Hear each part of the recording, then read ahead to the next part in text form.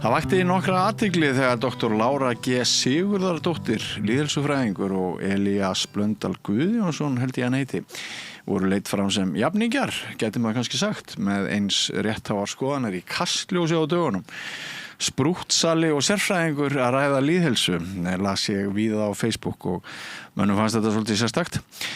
Við erum líka með nýlega frétt stóraukinn fjölda innlagna á Landspítala vegna áfengisbölsins.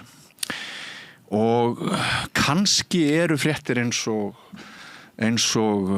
sú frétt, kannski verður hún til þess að vekja fólk til frekari meðvitundar skaðsemi áfengis og tímana sem við lifum, þar sem sá dálítill svona partíspillir upplifi ég, sem tekur ekki bara þátt í djamminu, til dæmis í fjölmiðlamennskunni og æpir á enn meira aðgengi að áfengi, hömlulaust frelsi, allt frá ungmennum til gamalmenna, frelsi til að fara til helvítis, ef svo mætti segja. En Lára komin hingað til mín, vertu velkomin. Takk fyrir.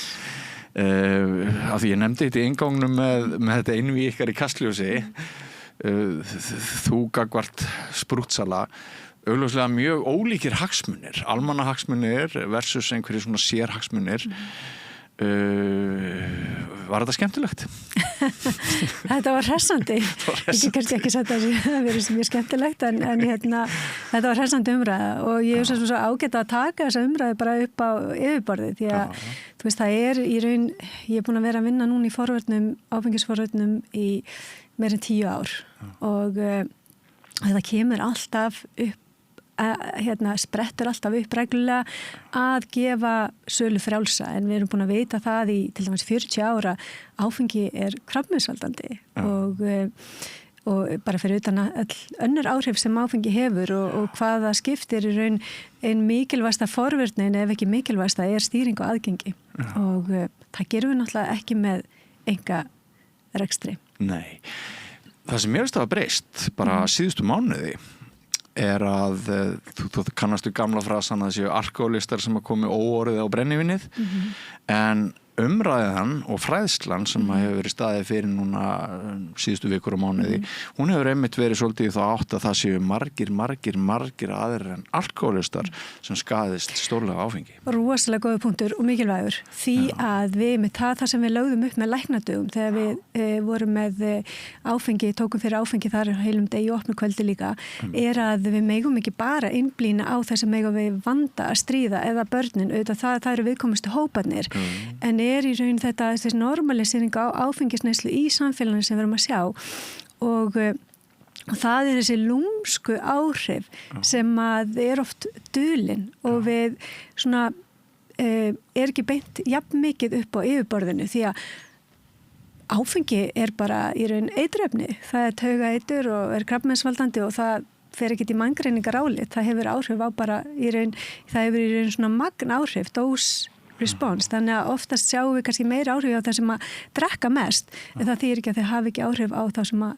drekka kannski minna en drekka samt reglulega og við sjáum það líka svo Vogi, þú veist það er oft fólk bara alveg heiðvirtir borgara sem að sinna sínum skyldum en eru samt með áfengisvanda en átta sig kannski ekki á því fyrir en svona það spilaborginni farin að hrynja. Já, ég hef farið meðferð á Vogi og eitt af því sem maður rak augun í þegar maður kom hana inn í þetta eina skipti, það var einmitt að þetta spyr nú ekki stétt eða stöðu. Akkurat. Það er nefnilega, sumir halda að þetta séu sko, þeir sem koma á Vog séu bara þeir sem við sjáum á götunni nýri í bæ sko, en þetta er bara fólk í öllum stéttum, það eru læknar, það eru prófessorar, það eru iðnaðarmenn, þú veist þetta er einmitt. Og svo er það allir spyr ekki sko stjætni stöðu sko. Nei, og svo er það allir þeir sem ekki þurfa að fara í meðferð og eru ekki fíklar eða alkohólistar en eru svona að skaðast stórlega. Algjörlega og það sem að einmitt Alma Möller benti á þinginu tölu frá embætti landlæknis að er hægt í 4% þjóðarna sem sýnir skaðlegt neyslumynstur. 23% sem ekki smá hátala. En það eru öll sammála það er engin fjölskylda ósnortin. Nei, algjörlega og ég held nefnir það svo, við þurfum aðeins að fara líka að hugsa að því nú búið að normalisera áfengisneyslu svo samfélaginu, bara liggur við hvað sem ég fer í fríöfnina, þá það fyrst tekur við manni áfengi allstaðar bara og ef að ég ætla að fara á kaffihús, kannski miðan dag, þá verður að benda á happy hour, setnum daginn. Og það svona stöðugt að vera að halda ammanni þess að sé eðlilegt alltaf að vera að fá sér áfengi. En ef við hugsum bara út í hvaða efni þetta þá ekkert normalt við það. Ef áfengi var að koma fram í dagsljósi í dag, þá myndum við bara segja nei, við viljum ekki hafa þessa vöru hér sem að svona rosalega skaðleg. Einmitt. Og það alltaf verið að reyna að senda þessi skilaboð á milli sigra og ánægju eða upptakturinn að gleðitilfinningunni sé áfengið. Eitt að klikkaðast það sem ég hef séð hérna á Insta og svona þegar til dæmis einhverju gönguhópar hafa lagt það á sig að sigra einhvern fjallstind á Íslandi. Það heill dagur sem hefur farið í þetta að komast upp á fjallstind. Hefur þú sjálf farið í fjallgöngur? Já. Þannig að þú þekkir tilfinninguna þegar endorfínu, þegar líkaminn sjálfur býr til bestu efni sem hægt að ná. Og maður sest niður og maður horfir yfir og sjóndeildarhringurinn er glæsilegur og maður ránaði með sjálf sig að puða sér alla leiðinu, en nei, þá eru einstað þá nefndi einhver að taka með sér kampavínsflösku í bakbókanum og svo poppað og svo tekið mynd. Þannig að meiri þess að upp á fjallstindinu þegar líkaminn búin að hafa fyrir því að framleiða alveg brjálæðislegt magna endorfíni, þá líka kampavín. Ég held þetta sé einmitt nákvæmlega, þetta svona maður fyrir að hugsa út í þetta, þá þetta hálf súrrealist. En ég held nefnilega því það búið að prenta inn í okkur að tengja áfengi við einhvers konar velun. Þú veist, við erum að verðlaun okkar, við klárum eitthvað verkefni, við sigurum eitthvað, þú veist, vinnum eitthvað leik eða keppni eða eitthvað. Og þá alltaf opnað, þú veist, það er búið að tengja þetta svo mikið við í raun að verðlauna sig.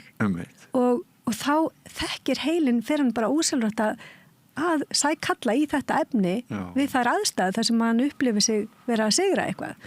Þannig að finnst mér ef maður hugsar í rótina þá það svona kannski hálfgerð tímaskekkja Já, og bakreikningurinn hann kemur að við höfum bæðið upplifað það ég og þú að maður getur orðið glaðar og góður í stundu með að fá sér í glas algjörlega áfengi náttúrulega, þú veist að ég hugsa að mér finnst alltaf gott að pæla þessi í rótinu svona, þú veist, af hverju erum við að sækast í áfengi og þú veist að við skoðum bara í raun taugavísindin að þá áfengi svona fyrsta hálftíman, klukkutíman hef fullkomna geðlyf að því gefna þú sett ekki búin að vera að drekka áður og það losar öll þessi búefni sem að láta okkur líða vel það þarf ekki að líða nema 2-3 klukkutímar og tala um daginn eftir þá snýst upp í andhverju sína þá fyrir við að fá öll þessi efni sem að læta okkur líða illa þannig og margfalt meira heldur en okkur leið kannski áður en við opnaðu flöskuna. Já, og í þessu tilliti erum við bara að tala um sálina eða hugan, en svo það líkamlega einkenni. Já, algjörlega. Og líkamlega í skaði. Einmitt. Og það svo lúmst til dæmis bara kvíði. Þú veist, áfengi bara fullkomið kvíðavaldandi lyf. Af því að það breytir búðefnum í svo kallega GABA og glútamat búðefnaskiptum í heilanum og eykur þetta glútamat sem tengist streitu, ræsir heilan og gerur okkur kvíðin og það virkja líka stöðva kvíðastöðan í heilanum, þú veist, í lengri tíma. Þannig að fólk kannski byrjar að nota áfengi við kvíða af því að það hefur jákvæð áhrif til að byrja með, en svo bara verður kurvan bara fer beint niður á við. Andlega heilsan niður og eftir sem að frá líður. Í raun út af efnabreitingum í heilanum. Og læknadögunum kom fram skaðsemin og líffærin. Einhvern tíma var talið að hófdrykkja væri ekki bara í lagi, heldur hún geti verið æskileg, en eftir því sem að mér skildist þá eiginlega búið að rekja Já, algjörlega. Karl Andersen fór yfir það mitt að því að það var talið svona svo kalli jóðkurva sem sjáumstundum í faraldsvæði þar sem að hófleg drykkja átt að vera jákvæð en nú búið að rekja þæri niðurstöður af því að í þessari rannsókn sem sýndi fram á mögulega jákvæð áhrif að þar var fólk sem hafði drukkið mjög mikið og mjög lengi, það var tekið með í hópnum sem að drakka ekki en það var búið þá hafði þá þegar þú veist var búin að líklega skada líffærin og hafði því minni lífslíkur til lengri tíma. En auðvitað verðum við alltaf, þegar við erum að tala um rannsóknir, þá getum við aldrei heimfarta á einstakling, sko, því við erum alltaf, þetta alltaf bara meðaltöl sem við erum að horfa á. En að því að tala um hana normaliseringuna og þessi hópur sem svona, sem kannski fæ sér 1 glas á dag eða þú veist 1-2 glas á dag og svona aðeins að sulla en ekki, þú veist, það mætir í vinnu og þú veist, það sinni sínu skildum og svoleiðis, að það náttúrulega hefur líka eins og til þess að brjóstakrabbamein, það engin örugg mörk lengur. Þannig að það ekki, þannig að það í raun bara magn áhrif.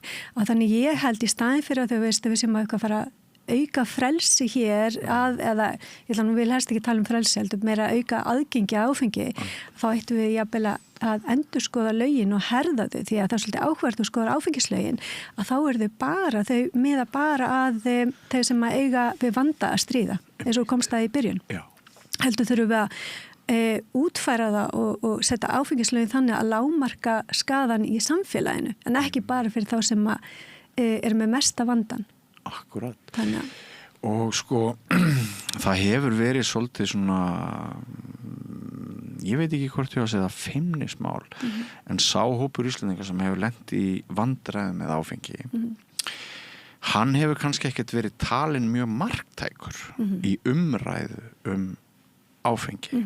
Þetta eru bara einhverjir sjúklingar, þetta eru fíklar, þeir tala bara út frá sínum eigin sjónarhóli, þeir lentu í krísu og kreppu en þeir eru ekki venjulegt fólk, þeir eru ekki almenningur. Svolítið verið þessi tilfinning hef ég upplifað.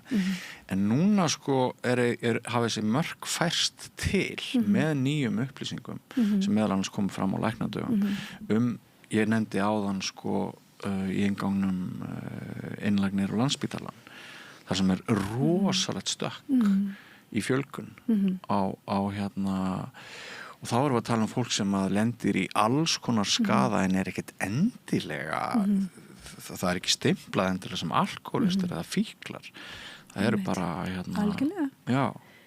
Og með því sko gæti kannski náðst meira jafnvægi í sem sagt gagnvart því hverjir meiga hafa skoðun, hverjir eru marktækir í umræðin og hverjir ekki.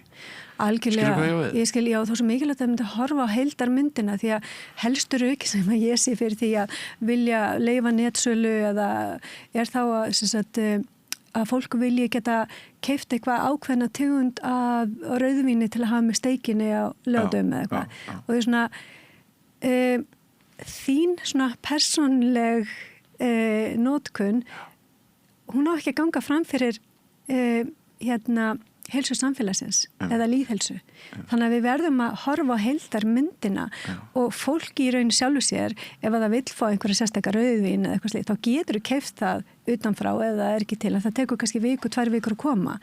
En það skipt svo miklu máli að nú bara fólk að geta pantaði gegnum netið og að fá þetta bara strax heim til sín, sem að náttúrulega ekki gott fyrir þá sem að, ég svo með þess að strákarnir mínu sögðu, já, þá þarf fólk ekki einu svona að fara lengur út úr húsi til að ná sér í áfengi.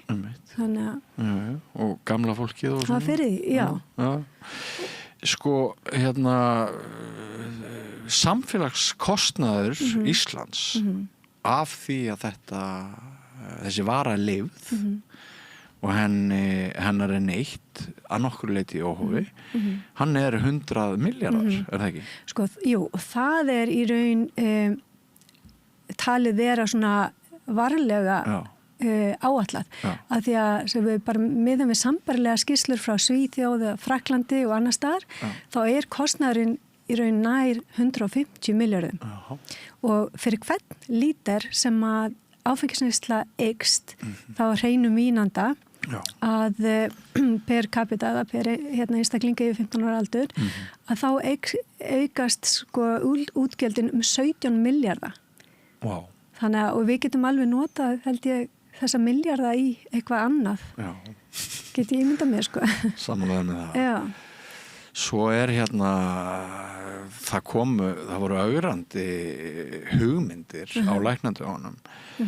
En svo líkt og þú segir, við ættum frekar að skerða áfengi heldur en aðgengi að áfengi heldur en vera að auka það. þá kom líka fram þarna að það væri eiginlega gáfulegra af því það alltaf verið að biðja að lækka áfengisaldur niður í 18. Það væri eiginlega til þess að bregðast við nýrri þekkingu. Núverandi löggjöf væri birt á úreltum upplýsingum og gögnum til að bregðast við nýrri þekkingu ættu við frekar að hækka áfengiskaupahaldur í 25 en að lækka niður í 18. Já, algjörlega. Ég var með fyrirlestur áhrif á heila ungmanna og það sem að í raun við vitum þegar áfengislögin voru sett, þá vissum við ekki hvað áfengi var skaðlegt fyrir óþroskað taugakerfi. Þú veist að því að það hefur í raun núna sjáum við bara út frá rannsóknum að það getur skaðað verulega vitsmunagetu, minni og hefur áhrif sérstaklega svæði heilanum sem kallast streki eða hippocampus sem að er mjög mikilvægur fyrir minni okkar, bæði að kalla fram minningar og búa til nýja minningar og það rýrna til dæmis í Alzheimer og heilabilun, þannig að og líka framheilin, þar sem við þurfum að hafa framheilan til að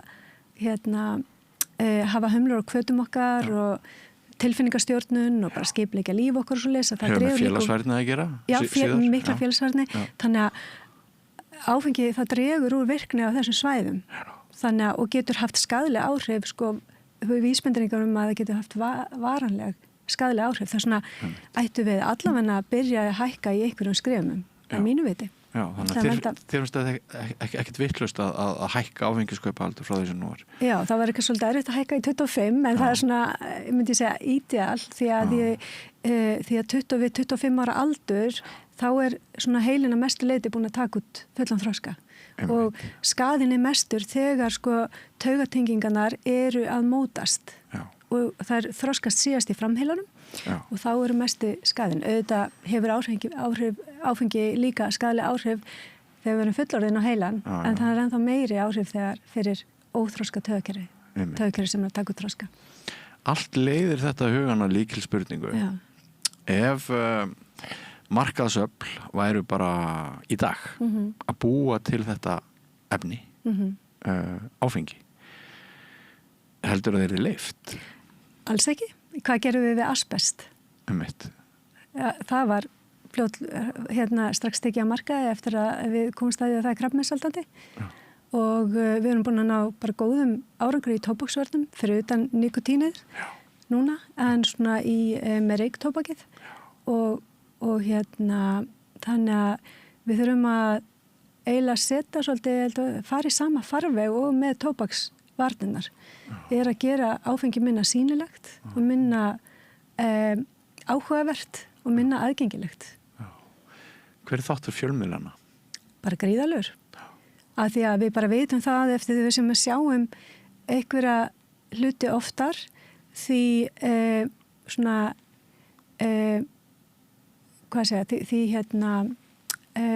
verða svona finnst okkur við þekkja hlutin og því meira samsömmu við okkur við hann. Og bara eitt gott dæmi til dæmis með þarna ákveðin nikotínsala sem er að selja einna mesta nikotínpúðum og er með mjög svona sterka markaðsherferð að krakkarnir í 7-8 ára er orðin spennti fyrir þessu merki. Þannig að það er búið strax að prenta inn í heilan að þetta er eitthvað sem er spennandi. Þannig að leið og þessi krakka fá eitthvað sjálfstæði þannig að getum maður ímynda sig hvað þeir fara að skoða Þannig að Svo heldur Árni Guðmundsson forvarna fulltrúi sem hefur stundu komið til mín hérna að Rauðaborðinu og rætti sem mál hann heldur í fram að í þessari engasölu, netsölu þá séu dæmi, ég man ekki hvað hann hefur sagt að yngsti kaupandinn hafi verið 15 ára eða eitthvað, bara svona dæmi brotalamur. Já, og við sjáum það bara út frá nikotínssölunni, sölun á nikotínvörum, öðrum en sígarettum að það er sjaldnast verið að fylgja reglum þar. Það er bæði verið að selja í nikotíni hærri skömmtum er leyfilegt. Það er verið að selja vöru sem hafi ekki markaðsleyfi og það er verið að selja með afslætti og undir borðið og svo framvegis. Þannig að það er mjög erfitt að kontrollera svona vöru þar sem að er bæði ávanabindandi og fíkniefni. Þú veist, þá er svona alltaf komið með, ef þú nærð að krækja þér í neytanda, þá er svona alltaf komið með þannig sé ævilangan viðskiptavinn. Já, einmitt. Líklega. með þartilgerðan kostnaði fyrir samfélagið og fjölskylduna og vinnina og þetta er alltaf fjölskyldusjúkdómur og oft þróast upp í harmleik sem að ótalmargir neyðast til þess að taka þátt í það hans að hafa verið spurðir. Algjörlega, þetta hefur svo miklu viðtakari áhrif heldur en á einstaklingin og til dæmis er þess að sagt, þú veist, já, ég má hafa leyfi til frelsi til að skaða sjálfa mig, en en hvað ætla ég að gera þegar skaðin er skeður? Þá leita ég til samfélagsins eða til heilbrigðisþjónustunnar sem að skattgreiðendur borga og þannig að við þurfum líka að reyna svona, við búum í samfélagi þar sem við verðum að taka tillit til hvers annars. Já. Þannig erum við farin að ræða siðfræði og fleira. Hún hefur ekkert verið mikið upp á borðinu. Hún er ekkert vel séð í þessum efnum. Það eru bara markaðsöflin sem hafa alveg gríðarlega mikið power. Ég nefndi fjölmiðlana. Við höfum séð til dæmis stóraukast í podcastum að þau eru kostuð af áfengisframleiðendum. Það er verið að drekka áfengi. Sko þetta er eiginlega meira en normalisering. Sko þetta er eiginlega bara... þetta æpir alveg framan í þig að ef þú ætlar bara að gera eitthvað og vera í sviðsljósinu þá bara verður að vera vín. Já, ég algjörlega og ég eins og til dæmis ef ég opna samfélagsmiðla að þá fæ ég iðulega einhverjar myndir þar sem að konan er að koma heim eftir vinnu og opna sér hvítvín eða rauðvín. Þú veist og þetta er náttúrulega bara markaðsöflin, það eru bara einhvern veginn að lauma þessu inn í mína vitund að það sé eðlilegt að slaka á með víni sem að vindur upp á sig svo með tímanum eins og við veitum. En þú færði engin myndbönd af það sem gerist sko þegar er búið að drekka 10 glös. Nei.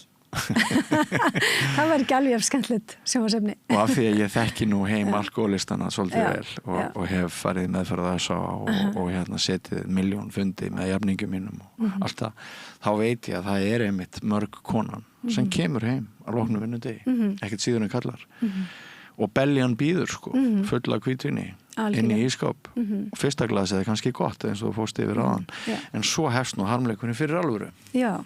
Og það er óhamingjan og það er eins og við sjáum líka mjög margir sem komið til þess og eru með kvíða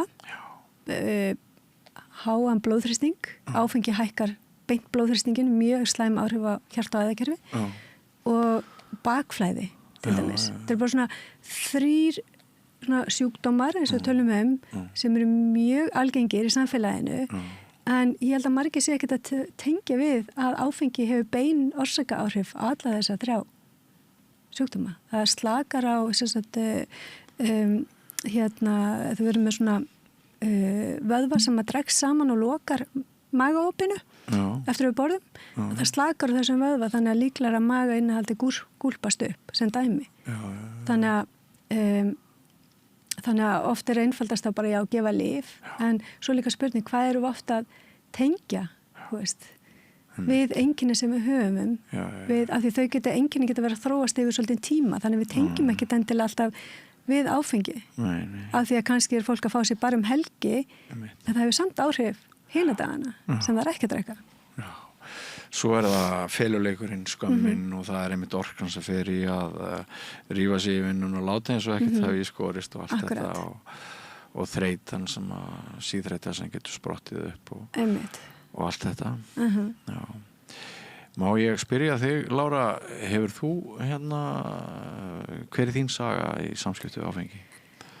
Já, ég eins og ég náttúrulega er að þessari kynslu og það sem að var engin fræðsla áfengi, fengum fræðslu sígarettur en ekki áfengi og ég ætlaði nú aldrei að drekka því á 14 ára held ég en svo breytist það mjög skyndilega ég man ekki af hverju og það var eiginlega þannig bara frá fyrsta sopanum að þá drakk ég mig alltaf í óminni og ég var bara heppin, ég átti góða æskuvinkonu sem er vinkonu mín í dag og hún einmitt sagði við mig matabörðum daginn sem ég var ekki búin að segja manninu mínu þessa sögu sko og var eiginlega hálf fegin að börnin mín voru ekki viðstödd heldur hún sagði ég hætti nú alltaf að drakka til að passa upp á þig það er góð og ég sá að þú vissir ekki hvert þú varst að fara eða að koma og þannig að hún eiginlega bara myndi ég segja við, verið bara mín örgulega lífsbjörg jafnvel, sko, en svo náttúrulega já, er ég aðeins búin að vera skoða mynstri sjálf, að því ég sjálf núna bara síðustu ár búin að taka áfengi eiginlega alveg út. Fæ mér eiginlega aldrei, ég bara, líf mitt bara svo miklu betra ána áfengis og mér líður svo miklu betur. En ég er búin að skoða mynstri þannig að í raun hefur þetta alltaf verið vandamál hjá mér, þú veist, en ég hef, af því að ég bara verið mikið kannski í vinnu, unnið mikið og þannig hef ég náð að vera ekki að drekka hann leið og ég opna flöskuna, að þá hef ég alltaf átt erfitt með að stoppa og þetta er náttúrulega áfengisvandi í mínum báðum ættleggjum og genetísa skipti miklu máli. Já, akkurat, já, og mér er sagt að einn langaði minn hafi tekið þátt í að stofna stúkuna og en já, þannig að ég fór með að segja svona genapróf daginn og þá kom í ljós að ég var með svona áfengis gen sem eigur líkur á áfengisvanda og já, þannig að ég er svona bara meðvita núna síðustu ár líka bara ákveða að já, hætta að þessu sulli sko og ég finn það bara að eins og alltaf ég var farin að fá kvíða í tengslu við breytingaskeið og svo leysa þá er hann farinn ég er hægt að finna fyrir þessu kvíða sem var alltaf að koma og ég tengi bara beint við þó ég hafi ekki verið að drekka mikið þá hef ég tengið það samt við áfengisneysluna af því það er náttúrulega bein líffræðileg tenging þar og já, hann ég svona kannski tók líka svolítið mikið eftir að því að maður minn hann byrjaði að seint að drekka, smakkaði fyrst þegar hann var 30 og hann fekk sér venlega bara 1 glas og fannst það bara nóg en fyrir mér þá fannst mér það aldrei nóg, ég þurfti alltaf meira og svona átti erfiðara með að stoppa. Einn drykkur og mikið 100 ekki nóg. Já, akkurat, já. Þannig að, já. Já, finnst þér skipta máli að við ræðum líka bara okkar persónusögu heldur að þú náir kannski bara til fleiri með því að vera óhrædd við að tala þína eigin sögu? Já, það er spurning sko. Ég held að mér finnst það líka þessi fólk að tala og ég upplifu svolítið sjálf að það er svo mikið verið að halda að fólki víni. Eins og hann Gunnar Herseth sagði líka hann á læknadögum, þú veist að það er engin, þú veist, það var engin að halda honum sígarettum áður fyrir. En núna ef maður fær sér ekki vín í hópi þá er vera, þú veist, þá er fólk að taka eftir því og reyna að fá maður til að fá sér. Yfirheyslur bara? Já, yfirheyslur og mér finnst þessi svona félagsþrýstingur, hann er svolítið erfiður og ég held að við erum svona kannski að fara, já, þá geta að hugsa það að fólk sem ákveður að taka undir og upphefja það, þegar fólk ákveður að fá sér ekki glas. Það er náttúrulega komið frábært núna úrval af áfengislausum svona vínum eða bjór fyrir þá sem þola það að fá sér svolítið ekki allir sem geta fengið sér slíkt en þá er það ágætt fyrir þá sem vilja ekki drekka en vilja ekki fá heldur öll kommentin sko. Já, ég er sammála þessu með félagsþrýstingin. Ég hef heyrt í fólki bara sem forðast fólk sem er hætt að drekka og segir mér að það forðist mannamót þar sem áfengi er haft við hönd ekki vegna þess að því líði illa í umgengni við áfengi bara fólk í fínum bata og bara hefur engin áhrif á þessi áfengi í kringu það en það sé einmitt félagsþrýstingur það bara nenni ekki að vera alltaf í þessum yfirheyslum af hverju ert þú ekki með glas Já, algjörlega og svo er náttúrulega annað sem er algjörlega óþolandi sko, það er maður hefur kannski ekki verið neitt skári sjálfur þegar maður var sjálfur að drekka en það er náttúrulega ekkit voðalega huggulegt sko, þú veist, í einhverju samkvæmi og það mæta allir og jafningilega vel í upphafi og það er bara, fólk er pent og prútt og skemmtilegt og svo 2 tímum seinna sko, þá er einhver kominn hann er að öskra í eyrað á þér og slefan úr honum kannski rennur niður hálsinn á þér því að honum er svo mikið niðri fyrir og hann veit ekki hvað hann heitir og samt er sko hann var alltaf að standa fætur og segja þetta er alveg gott þá er eins og hvað er þið leiðilegur fúll Akkurat það eru svona menningar brestir algjörlega. Það sem allt snýr á haus. Algjörlega og svo akkurat og ég búin að vera að skoða þetta líka því að mér finnst bara betra að sleppa að fá mér áfengi og þá eru svona einhverja vinkonur að segja já en það ekki jafn gaman að fá sér. En svo þegar ég með viðkomandi í partíi að þá finnst mér viðkomandi bara miklu skemmtilega án víns. Þannig að það er eitthvað, þú veist, maður er svona eftir sem að fjallaði sjálfur þá sér maður skemmtunin að hún er svo fljót að fara. Já, einmitt. En það er líka svo frábær tilfinning og þetta, sko, þegar maður upplifir að lífið er bara betra en nokkru sinni. Akkurat. Eftir að maður hættir að þurfa að drekka, sko. Já, og vakna með skýran huga, tilbúin í daginn, geta notað alla helgina, þú veist. Já. En þetta er jafnframt, svo ég tala fyrir sjálfa mig, hinn stóra ranghugmynd alkans og skelfing og ógn það er að þetta snýr allt á haus, framtíðin snýr á haus alkin trúir því sjálfur að lífið verði fyrst svo handónýtt að það borgir sig ekki að lifa því stundum ef hann geti allavega ekki eitt von eitt fix þótt að sé bara eftir 6 mánuði eða eitthvað bara raðar þannig upp í stundatöflunni eða ok, ég get verið á hnefanum hérna en eftir hálft ár þá er gegn, þá get ég gert þetta þarna og þetta er náttúrulega það sem að maður getur ekkert útskýrt fyrir fólki 1, 2 og 3 að þarna er sem sagt sjúkdómurinn að brengla sín við höldum að lífið verið ömurlegt ef við hættum að drekka. Þetta er frábær punktur og svo gott mikilvægt að taka bara einn dag í einu og akkurat þetta, ég var bara að hugsa það núna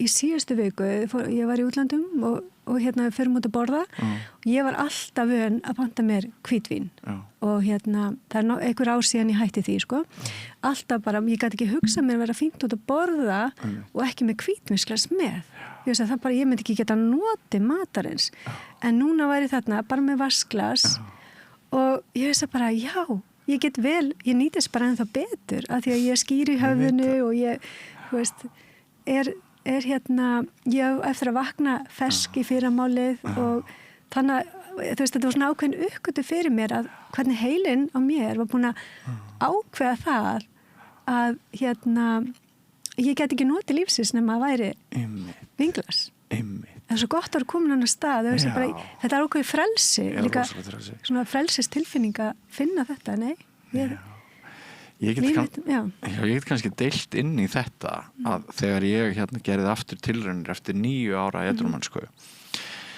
og fannst að ég gæti orðið hófdrykkjumaður þá var einmitt þessi glansmynd að hérna kona mín mér tókst að teikna það upp sem einhverja fyrirstöðu. Ég var eitthvað minna spennandi í hennar huga sko að hún gæti ekki dreift einmitt á hvítvínsglasi með mér í utanlandsferðinni á sólarströndinni á veröndinni og sólsetrið er framöndan og eitthvað svona.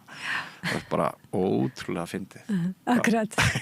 Ég veit að heilin er svo magnaður hvernig hann einhvern veginn býr til einhverja sögur jafnvel þó að við séum einhvern veginn ekki meðvit þessar sögur sem hann er búin að búa sér til og mér finnst þetta einmitt svo að því að taka ferðalögin að þá finnst mér að ég er búin að heyra núna hjá fleirum sem hafa ferð til dæmis til Sádi Arabíu nokkru hérna alltaf fleiri og fleiri sem hafa farið til hérna Miðausturlanda og hérna og það er náttúrulega ekkert vín og fólk kemur heim og það er svona upplifir ég var svo feina að vera ekki vín að því það fekk miklu meira út í fríinu það náði miklu betri slökun kom miklu endur nærðara heim að því að í raun aðgengi var í raun ekkert það sýnir okkur hvað aðgengi skiptir miklu máli en hérna, og það er nefnilega áhvert að því að hann var þarna Mark Persson hann kom frá OECD sem var að læknadöfum mér var svo áhvert að hann sýndi okkur að við erum á par við Sádi Arabíu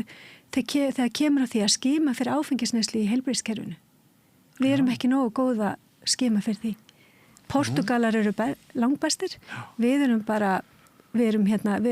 með þeim verstu í að skima fyrir áfengisneyslu. Já, það er einmitt verið að spyrja stóra spurninga hvað var það lækna og heilbrigðis starfsfólk á spítulunum og svona að það vanti réttu spurningarnar læknar upplifa þeir hafa ekki kannski umboð til þess að spyrja það sem okkur finnst persónulega að viðkoma spurningar er það ekki? Jú, ég bjó nú í Bandaríkjunum tíma var þar og þar fórst ekki til læknis nema, sko, þú veist líka hæðar og þyngdarmældur og síðan var alltaf spurt reykingar og áfengi, hvert einasta skipti sem þú komst.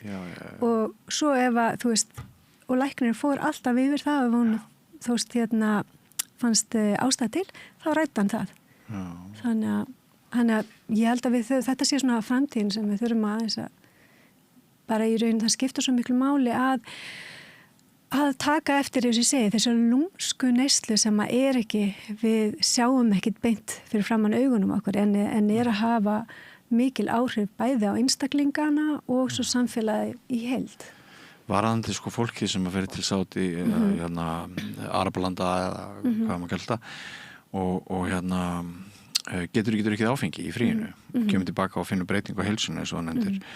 Minnir mig á Ólafur Ævarsson geðlæknir sem hefur gert nokkra þætti með mér við Rauðaborðið og sannarlega lítur hann á fíkn sem geðsjúkdóm. Hann hefur talað að ungt fólk í krísu bara við það sem heimsækir hann bara við það eitt að ekkert annað breytst í lífið þeirra en að það kannski prófi í nokkra vikur að fá sér ekkert í glas. Það getur haft bara marktækt mjög bætandi áhrif á geðheilsu. Algjörlega. Þetta svona... Algjörlega og ég held að unga fólki okkar ekkert endilega meðvitað þetta. Af því það lítur bara á þetta sem eitthvað svona kóladrykk eða eitthvað skilinum með áhrifum. Þú veist, það ekki átt að sjá endilega öll þessi gríðarlegu líffræðilegu áhrif. Það hefur áhrif á öll boðefnakerfi í heilanum. Þú veist, oxytocin, endorfín, við þekkjum þetta allt dópamín, þú veist, GABA-glútamat, serotóninni líka minkar serotóninni sem við erum alltaf að sækjast meira eftir það ekki og eigum held ég með í að taka lyf sem að auka serotónin, þunglyndis og kvíðalyf.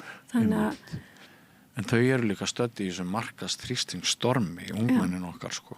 Það þú veist, það mér fannst fyrir nokkrum árum, þá fannst mér svona val fleiri ungra Íslendinga að drekka ekki áfengi og mér fannst það í smá tísku og þóttu svolítið töff.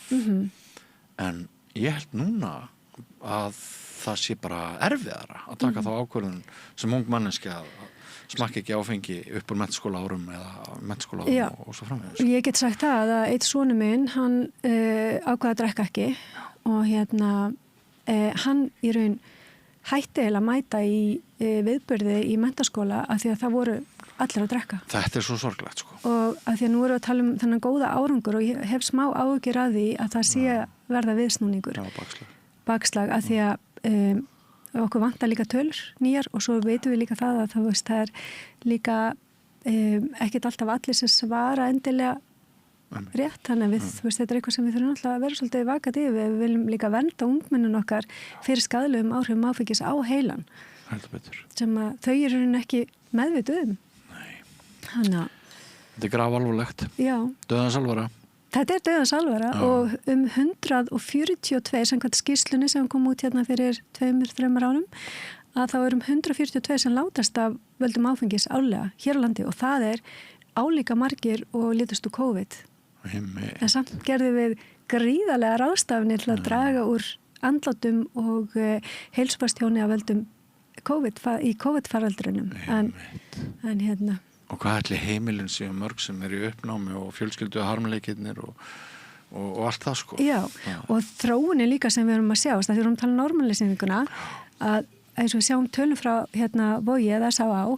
að þá hefur í raun dagdrykkjan verið að aukast jafnt og þétt frá því að bjórbanninu var aflétt. Þannig að núna yfir 70% þeirra sem leggjast inn á Vog að drekka daglega en fyrir kannski 20-30 árum var það kannski 20% eða eitthvað. Þetta mjög áhugavert. Já, þannig að við erum að drekka meira, þú veist. Og svona oftar. Lifrin fær sjaldnar hvíld. Það nú eitt sko, bara hvað skorpulifur að verða algeng. Já, tíðinni áttfaldast. Áttfaldast? Já, áttfaldast tíðinin og oft þetta ungt fólk, ég var með að skoða þannig að það veist já, þetta yfirleitt ungt fólk tiltölulega, meðalaldur, þú veist, eitthvað milli 50 og 60 ára sem engin aldur í dag, af því að lífsleikur eru mjög litlar eftir að fara skorpulifur. Þannig að Mér finnst við ekki hafa náð að tæma allt sem ég langar að ræða við þig, en tíminn búinn, Lára. Já, það hægt að ræða þetta svo lengi. Má ekki bara hnippið því aftur? Alveg sjálfsagt. Það mjög gaman að fá því hérna aftur. Það mjög gaman að koma. Og kæra þakkir fyrir að deila svona með smekklegum hætti persónusöguðin líka. Ég trúi því að þetta geti tvennt unnið saman og þetta sé svona ákveðið aukistundum aðgengi að skilningi og áhuga almennings að maður svona í hæfilegu magni, maður vil nú ekki klæmast með sjálfa sig og eigin bresti. En við erum náttúrulega bara mannleg og það getur verið liður í upplýsingaflæðinu. Ég var að segja fjölmiðlum sé ætlað að upplýsa, fræða og skemmta, svona í megindráttum. Og hérna mörg okkar líta á okkur svona, ég segi ekki kennarahlutverk, en samt skylt. Og við viljum samfélaginu vel. Og ég hefur ekki með á það að svona í hæfilegum skömmtum, ef maður ætlar að reyna að ræða þjóðfélagsmál, ef maður tekur hið persónulega, sem oft pólitískt, að einhverju leiti inn í jöfnuna, þá verður svona umræða, hún skilur mér eftir. Algjörlega, ég menna við höfum öll einhver vandamál sem við erum að kljást við, sko. Það bara, eins og segir, mannlegt. Það engin fullkomin. Nei, og fjölmiðlar sem ímynduð kirkja einhvers fullkomleika bara hallærislega hugmynd, sko. Já. Kæra þakki fyrir komuna. Já, takk fyrir boðið. Og áfram göngum við göttuna, kæru hlustendur, ekki fyrir langt. Ég heiti Kristinn Sigmundsson og styð Samstöðina. Samstöðin óháð sjónvarpsstöð sem fjallar þjóðfélagsmál á vandaðan og yfirvegaðan hátt. Ég skora á ykkur að styðja hana með því að gerast áskrifendur. Samstöðin ómissandi.